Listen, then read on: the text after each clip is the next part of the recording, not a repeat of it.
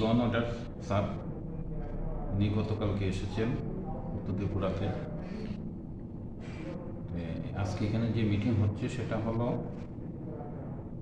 CRPF, BSF, state police, TSR সবাইকে নিয়ে ইলেকশনটা যেন পার্লামেন্টারি ইলেকশন 2024 এটাকে কী করে শান্তিপূর্ণভাবে সম্পন্ন করা যায়, এটার জন্য এখানে ডিস্ট্রিক্টের তরফ থেকে কী কী প্রিপারেশন নেওয়া হয়েছে আর কী কী নিতে হবে, এইসব ব্যাপারে উনি এখানে আমাদেরকে আলোচনা করছেন, গাইডলাইন দিচ্ছেন এবং উনি ফিল্ডও ভিজিট করেন।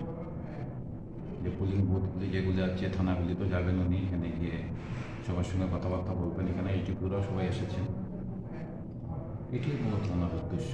স্যার, ইলেকশনকে সামনে রেখে কী কী ফোর্স মোতায়েন থাকবে? ফোর্স তো বাইরের থেকে আসবে, এখন পর্যন্ত আমরা জানি না কী ধরনের ফোর্স আসবে, তবে সিএপিএফ তো আসবে। CAPF include CRPF, BSF, CISF সবই আসবে। তো এখন পর্যন্ত আমরা পাইনি, বিভিন্নভাবে ফোর্স এখানে ডিপ্লয়মেন্ট হবে। ভোটের মুখে রাজ্যের